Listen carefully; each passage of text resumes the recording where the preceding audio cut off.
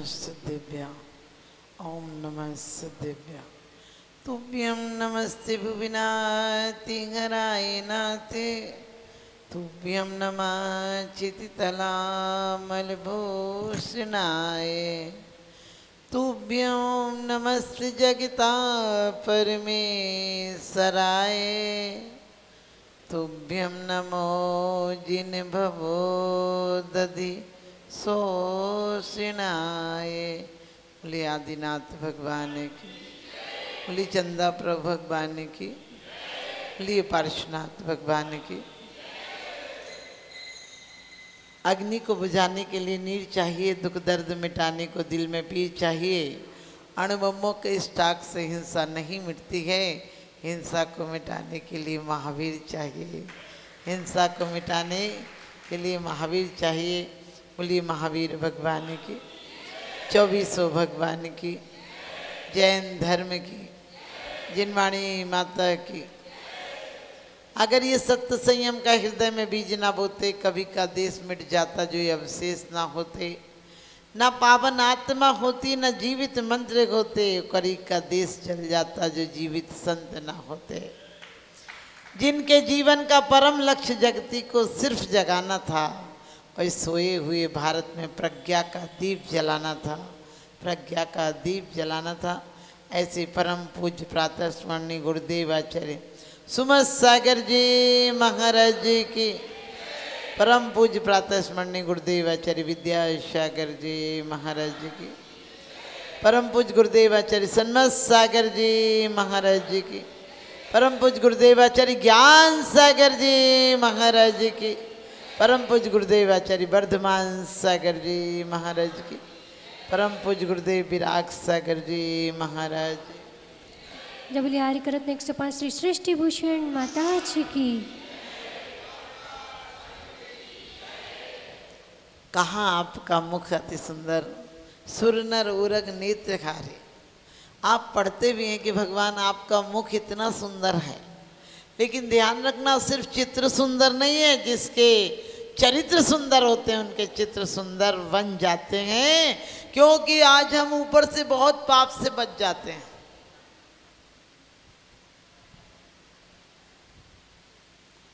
हम आज ऊपर से बहुत सुंदर दिखने लगते हैं, लेकिन जिस दिन सुंदर अंदर से हो जाएंगे उस दिन ये दुनिया सुंदर हो जाएगी। आज आपने देखा होगा हम बाहर से हम हिंसा नहीं करते, हम झूठ नहीं बोलते, हम चोरी नहीं करते, पाप व्यसन कुछ नहीं करते हैं, लेकिन अंदर तुम अंदर से अहिंसक हो जाओगे, बाहर से हिंसा हो ही नहीं सकती है। लेकिन आज का आदमी चले अंदर कतरनी तो करे कि हाथ की माला हमारी वासनाओं ने हमें बदनाम कर डाला। अंदर में वही काम क्रोध, यदि हम दान भी देते हैं तो अहंकार के लिए देते हैं, मंदिर भी देते हैं लोगों के, परमात्मा के मंदिर नहीं, लोगों के मंदिर ज़्यादा बनते हैं। क्यों? जो भी क्रिया कर रहे हो, यदि सामायिक स्वाध्याय भी कर रहे हो, और सामायिक स्वाध्याय इसलिए हो रहा है कि तुम समय को पहचान सको, तो वास्तव में तुम्हारा सामायिक और स्वाध्याय सार्थक है। तुम किसी को नीचा दिखा सको, किसी को बहस में हरा सको, तो समझ लेना तुम्हारा स्वाध्याय भी अभी अच्छा नहीं, अभी सच्चा नहीं है। हमारे आचार्यों ने कहा कि जीवन व्यर्थ है ताकि तुम परम अर्थ को पहचान सको। उन्होंने कहा पद मत पाना ताकि तुम परम पद को पा सको। उन्होंने कहा संसार के व्यर्थ व्यामोह में मत फंसना ताकि तुम मोह से हटकर मोक्ष तक जा सको। जिंदगी के मंडप में हर खुशी कुंवारी है, और यहाँ कौन किससे मांगने जाए, हर कोई भिखारी है, हर कोई भिखारी है। क्योंकि आपको लगता है मेरे इतने सारे अनुयायी हैं, ध्यान रखना तुम अनुयायियों के भी सेवक हो गए। यदि तुमने सोचा मेरे अनुयायी हैं, इसका मतलब तुम्हें ख्याल रखेगा कि कहीं मेरे से विपरीत ना चला जाए। जिंदगी में कई प्रकार की गुलामियां हैं, सिर्फ जिस गुलामी को तुम गुलामी मानते हो कि हथकड़ी ले जाकर जेल में पहुंचा देना या किसी नौकर को खरीद के रख लेना, ये मात्र गुलामी नहीं है। तुम्हारी पद की गुलामी, तुम्हारे वासनाओं की गुलामी, तुम्हारी धनाशक्ति की गुलामी, कौन सी गुलामी तुम्हें नहीं पकड़े है। पद पर जाने वाले को देखना, वो पीछे मुड़ मुड़ के देखता है कि कितने लोग आ रहे हैं। आगे चाहे रास्ते में गड्ढे पर गिर जाए उससे चिंता नहीं है, लेकिन पीछे कितने लोग आ रहे हैं। आपने देखा जितने नेता के पीछे चलते हैं वो जिंदाबाद के नारे लगाते हैं, अंदर में सोचते मरी जाए तो हमें तो पद मिलेगा। जितने अभिनेता के फोटो लगाए हैं वो सोचते काश हम ऐसे बन जाए। उससे पूछो वो कितना गंदा आदमी है, उस पर कितने इल्जाम कितने केस चल रहे हैं। अरे अनुयायी बनना है, अनुकरण करना है तो उनका करो जो कि जीवन में समीकरण करके गए। उनका अनुकरण भी क्या करना। आजकल आपको पता है, पहले हमारे यहाँ महापुरुषों के चरित्र हम पढ़ते थे और उनके आचरण हमारे जीवन में आते थे। कहते ये चीन, रूस, जापान, सरस कोई भी आगे बढ़ जाए, जब तक सद्ज्ञान नहीं होगा सब फीके पड़ते जाएंगे और ये भौतिकता के सुख साधन नरकों को गढ़ते जाएंगे। ये भौतिकता के सुख साधन नरकों को गढ़ते जाएंगे। हम हजारों वर्षों की योजना बना रहे हैं। अरे रजिस्ट्री हंसती होगी कि पागल तूने पूरी जिंदगी लगा दी मुझे कमाने में, एक साइन के लिए तेरे मरते ही साइन दूसरों के हो जाएंगे, तेरे मरते ही नाम दूसरों के हो जाएंगे और तेरे मरते ही काम दूसरों के शुरू हो जाएंगे। क्योंकि आपको पता है, आप कोई भी काम करो, क्या लगता है हमारा नाम हो, क्या नाम होगा। यहाँ सम्राटों के नाम नहीं रहे, भरत चक्रवर्ती को भी एक नाम मिटाकर अपना नाम लिखना पड़ा। ये मार्बल और पत्थरों पर नाम कब तक रह जाएंगे। ये पत्थर ही एक दिन रूपांतरित होकर रेत बन जाएंगे, फिर कालांतर में फिर कभी पत्थर का रूप ले लेंगे। तुम अभी आए थे 60-70 साल के लिए आए थे और सराय को अपना घर मानने लगे। क्योंकि कहते हैं क्या रखा है दौलते जहान में, क्या रखा है दौलते जहान में, क्या रखा है इन पक्के मकान में। जहाँ रखा है वहाँ तू जाता नहीं, जो एक बार चला गया वो वापस आता नहीं। जो ये जाना है तो उस मकान को तलाशो जहाँ से बेइज्जती से नहीं निकाले जाओगे। आप सोचोगे स्वर्ग में चले जाएंगे तो नहीं निकाले जाएंगे। अरे वहाँ और सोचो, 6 महीना पहले माला मुरझा जाएगी और कैसी आकुलता होगी।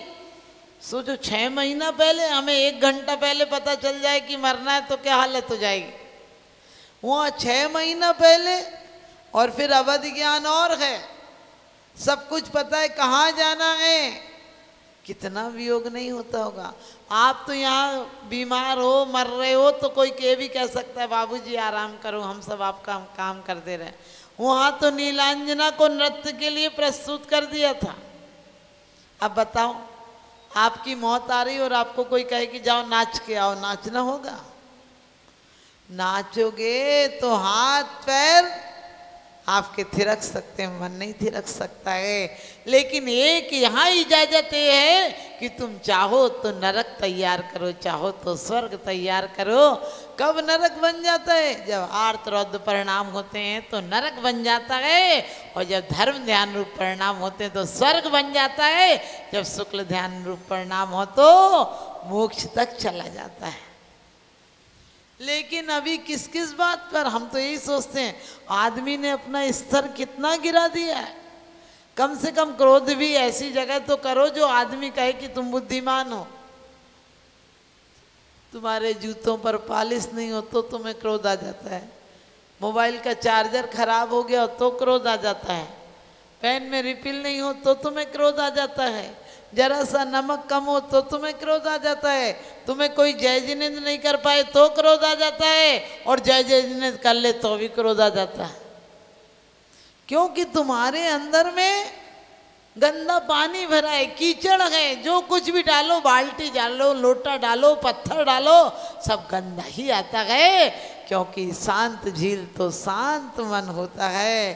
शांत मन होता है यानी परिस्थितियां कैसी भी हो, आप लोग सोचते हैं इष्ट वियोग, अरे जितनी चीज़ों को तुम चाहते हो कि तुमसे नहीं छूटे, और छूट जाती है तुम्हारे दुख का कारण बन जाती है। वो कोई चीज भी हो सकती है, जीवित भी हो सकती है और अजीब भी हो सकती है।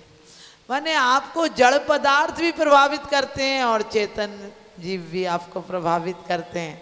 आपने किसी को अच्छा माना और वो आपसे 2 दिन नहीं बोले, सच बताना कैसा लगता है? लोग मर के कंधों पर नहीं जाते, जीते जी भी आप कंधों पे ही जीते हो। अर्थी पे तो मुर्दा मजबूर होता है कि कंधों पर जाना पड़ेगा, लेकिन तुम जीते जी भी मुर्दे हो गए हो। आदमी बिल्कुल मुझे लगता है कैसे जी रहे हैं, ना जाने कैसे वातावरण में जी रहे हैं लोग। रात कटती जागरण में, दिन में सो रहे हैं लोग। भाड़ में जाए तेरी संस्कृति तेरी सभ्यता, खुद तुझसे डरने लगी है अब तो भला। सुबह से शाम तक खंडरों की तरह ढहता है, तुझे अपने बच्चों का चेहरा भी याद नहीं रहता है। तुझे अपने बच्चों का चेहरा भी याद नहीं रहता है। एक बच्चे मैंने कोई आहट हुई तो उसकी माँ ने कहा देखना बेटा कौन आया है। वो बोली, बच्ची बोली मम्मी मम्मी संडे वाले बाबूजी आए हैं। आप समझ गए, बाप आया था, वो कह रही संडे वाले बाबूजी आए हैं। क्योंकि जब बच्चे सो के उठते थे तब बाप ऑफिस को चला जाता था, दूर था ऑफिस। जब रात को लौट कर आता था तब बच्चे सो जाते थे, उन्हें क्या पता कि ये बाप भी है। आप लोग भी किस होड़ में लगे हो आज कि बहुत पैसे कमा ले, बस कुछ कमा ले, लेकिन जो कमाने के लिए आए थे वो गमा कर जा रहे हो। आप कहते हो कि कुछ ऐसा कमा लिया हमने, कि क्या कमाओगे? इस धरा का इस धरा पर सब धरा रह जाएगा, और इस अवसर खो दिया तो अंत तक पछताएगा, आखिरी दिन तक पछताओगे। कितना दुख होगा जब वेंटिलेटर पर पड़े होगे और धन दौलत सब खड़ी होगी, तुम्हें मात्र इंजेक्शन लग रहे होंगे, तुम्हारी नलियां डली होंगी, तब तुम्हें कितना पछतावा होगा कि काश इन पापों की नालियों को, इंद्रियों की नालियों को मैंने रोक दिया होता, इनमें अमृत का झरना बहाया होता, तो आज नालियों में और नलियों में नहीं पड़ा होता। समझ गए? नरक क्या? लोग कहते माता जी नरक देखना है अस्पताल में देखो। हमने कही वो तो ट्रेलर है, पिक्चर तो नीचे जाकर देखोगे। ध्यान रखना, उतना ही नहीं, आदमी जीते जी नरक में जी रहा है। नरक का मतलब क्या है? जहां ना रहता इति नार का, जहां नहीं रहना चाहे और रहना पड़े। आप बताओ, घरों में आज किसी के चेहरों पर मुस्कान है क्या? किसी के घर में प्रेम नहीं, वात्सल्य नहीं, करुणा नहीं, सहानुभूति नहीं। बाप बेटे से इसलिए बोलता है कि कुछ उपदेश दे दूं, बेटा इसलिए बोलता है कुछ मिल जाए, वरना कौन बोलता है किसी से? आज किसी के रिश्ते प्रेम के नहीं रहे, एक मजबूरन है कि कहाँ जाए इसलिए रहना पड़ रहा है। तुम्हें कितनी दौलत मिली थी,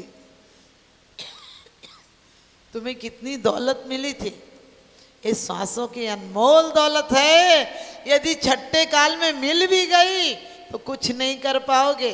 अभी आपने 50 साल में देखा कितना अंतर आ गया, 50 साल में ही इतना अंतर आ गया। और आने वाले तो समय में हम आज भी, हम और आप सब बारूद के ढेर पर खड़े हैं। ना जाने कौन सी मिसाइल कब कहां से चल जाए और हमें पश्चाताप करने का मौका तक भी नहीं मिल पाएगा। फिर कहती हूँ तू किसको क्या दिखा कर इतराएगा? जब नाक ही नहीं बचेगी तो नथनी किस पर सजाएगा? जब श्वास ही नहीं बचेगी तो किस पर इतराएगा? ध्यान रखना, इष्ट भी हो, कुछ भी मिलाओ, अरे इतना प्रेम जगाओ कि सारी दुनिया तुम्हारी दोस्त हो जाए। और मैं उन दोस्तों की बात नहीं करती जो गड्ढे में ले जाते हैं, ध्यान रखना, उन दोस्तों की बात करती हूँ जो तुम्हें मोक्ष तक ले जाते हैं। हमें स्वर्ग नहीं जाना। लोग जब भी कोई मर जाता है तो बोलते हैं स्वर्गवास हो गया, और ये और लिखते हैं कार्ड में कि हमारे पाप कर्म के उदय से हमारे पिताजी का स्वर्गवास हो गया। मैंने कहा तू इतना जलता है क्या बाप से? बेचारा जी हजूरी और गधा मजूरी से छूट गया, इतनी जिल्लत की जिंदगी जी रहा था। जिस घर में मालक था उसमें नौकर से बदतर जिंदगी जी रहा था। जिसे बोलना सिखाए तब उसे चुप रहना सिखाते थे, जिसे तौर तरीके सिखाए थे वो उन्हें गलतियां बताते हैं, जिन्हें गिनतियां सुनाई थी वो ताने सुनाते हैं। और ऐसा बाप बेचारा मर मर कर जी रहा था, और आज मर कर कहीं अच्छी जगह चला गया तो तुम्हें क्या दुख हो गया। और मुझे तो दुख इस बात का होता है, बोलते हैं यदि जवानी में मर जाए बोले बड़ा बुरा हुआ, जवानी में मर जाए बोले बड़ा बुरा हुआ, भगवान ने बड़ा बुरा किया। काम निपटा जाता, दुकान खुलवा जाता, बेटों को बेटी की शादी कर जाता, मकान पूरा कर जाता, फिर चाहे मर जाता। हमने कहीं नौकर खरीद लिया था क्या, इतना काम कर जाता फिर चाहे मर जाता। सोच कर देखना कैसा बेईमान आदमी, इतना काम कर जाता फिर चाहे मर जाता। और मरेगा भी आदमी ना तो बोलेंगे कि अब बाबूजी चले गए, अब टिफिन कौन देकर आएगा, अब दुकान पर कौन बैठने आएगा। हमने कही हद हो गई, बेचारा वो मर गया उसके लिए कोई नहीं रो रहा है कि बाप तू अकेला चला गया, हम इतने सारे यहीं मौजूद हैं, तू इतना छोड़ गया, तू वहाँ दाने दाने को तरस रहा होगा, हम तेरे मरने वाले दिन भी गुलछर्रे उड़ा रहे, पूड़ी पकौड़ी खा रहे। कितना बेईमान है आदमी, और फिर भी तुम्हें समझ नहीं आती है। बोले हमारे बच्चे तो ऐसा नहीं करेंगे। अरे तुम्हारे बाप भी इसी गलत फहमी में मर गए, तुम्हारे बाप भी इसी गलत फहमी में मर गए, तुम भी मर जाओगे कि हमारे बच्चे तो ऐसा नहीं करेंगे। क्योंकि कौन कहता है कि रिश्ते खिदमत के लिए होते हैं, कौन कहता है कि रिश्ते खिदमत के लिए होते हैं। अरे रिश्ते तो सिर्फ स्वार्थ के लिए होते हैं, रिश्ते तो सिर्फ स्वार्थ के लिए होते हैं। जिंदगी के मंडप में हर खुशी कुंवारी है, जिंदगी के मंडप में हर खुशी कुंवारी है, और यहाँ कौन किससे मांगने जाए, हर कोई भिखारी है, हर कोई भिखारी है। जो हम नहीं है वो दिखना चाहते हैं। आप देखना जब भी कोई आपके मेहमान आता बोले भाग खुल गए, आज तो पूनम का चांद निकल आया, अंदर देखो भट्टी जल रही होती है कि अब आ गया, अब कम से कम 1000-1500 का खर्चा खामोखा में हो गया। क्योंकि तुम पूजा ही में तो पढ़ते हो, सहज शुद्ध स्वाभाविकता से निज में निज गुण प्रकट किए। अरे सहजता दिखती है क्या? घर में कैसे फटीचर से फिरते हो तुम, सच बताना। घर में यदि देख ले आदमी और पार्टी में देख ले तो समझ में नहीं आए कि आदमी है या फोटो कॉपी है। ऐसे नजर आता है जैसे फोटो कॉपी हो घर में, तो समझ गए बिल्कुल ब्लैक एंड वाइट। और वो भी सच पूछो तो ऐसे होता है जैसे अखबार की हालत हो जाती है साल भर बाद, बिल्कुल फटे टूटे जूते की तरह हालत हो जाती है, आदमी समझ में नहीं आता कि ये वही है। अरे सच पूछो, सहजता कहते हो, परमात्मा के सामने कहते हो सहज सहज हो तुम। सब जीवन में हम यही सोचते हैं, हम जैन समाज अब भी नहीं चेतेंगे तो कब चेतेंगे। ये अकेले 10 लक्षण की माला हमें कहीं नहीं ले जाएगी, क्योंकि आदमी बेईमान हो, बोलता कुछ हो, करता बेईमानी के काम हो, तो क्या करेगा आदमी, उससे रिश्ता ही तोड़ देगा। और वो सर्वज्ञ है, सब जानते हैं, तो कितना बेईमान आदमी है। मंदिर में भी कहता है हमारी दुकान चल जाए तो क्या सबकी दुकान बंद हो जाए। हमारा लड़का बहुत बड़ा पढ़ लिख कर अफसर बन जाए तो सबके का मूर्खानंद बन जाए। सोच कर देखो, तुम इष्ट वियोग अनिष्ट संयोग की बात करते हो, ये सब नहीं आता मन में क्या? सच बोलो, यदि किसी की पार्टी में जाओ और तुम जो साड़ी सोचा होगा कि पूरे टीकमगढ़ में किसी पर नहीं होगी, वही साड़ी जो आप पहन कर गई हो वही यदि 10 महिलाएं पहने मिल जाएं तो सच बताना मजा आएगा साड़ी का? अरे मजा ही किरकिरा हो जाएगा। और तुम खूब अच्छी ब्यूटी पार्लर में तैयार होके गई हो और कोई कह दे कहाँ से आ गई तुम, तो क्या होगा? तुम्हारा मूड खराब हो जाएगा।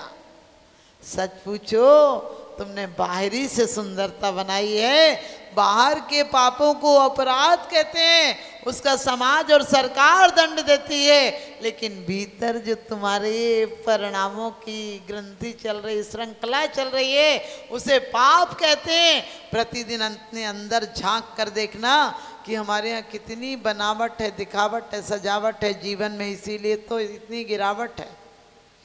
कितना शुद्ध शुद्ध भाव एक क्षण को नहीं रहते हैं। कहती माता जी कौन सा शास्त्र पढ़े कि भाव शुद्ध हो जाए। हमने कि अपने आप को झांको, क्योंकि तुम्हें जीवन में संभावना मिली है। जो परिणाम, जो शक्ति तुम्हारी क्रोध बन सकती थी, वही तुम्हारा नजरिया बदलते ही क्षमा बन जाएगी। जो तुम्हारी घृणा बन रही थी वही प्रेम बन जाएगी। शक्ति कहीं से नहीं आती है, शक्ति तुम्हारी है। तुम इस शक्ति को, इसके द्वारा भट्टियां बनाते हो नरक की, या स्वर्ग के भवन बनाते हो, या सिद्धशिला तक जाते हो। यदि तुम रत्न को बचाते हो जलने से, भोगों की अग्नि में, ईर्ष्या की अग्नि में आदमी दिन रात जल रहा है, घर में क्या परेशानी है। मेरा ख्याल है कि 90% लोग ऐसे हैं जिनके घर में दाल रोटी और रहने को छत है। लेकिन सच बताना दुख किस बात का है कि उसके यहाँ इतना है, कभी ये भाव नहीं आता है साधना का मौका मिला है। हम रोज पढ़ते हैं वन उपवन प्रसाद कुटी में नहीं खेद नहीं ममता हो, फिर इतनी चिंता काहे की है।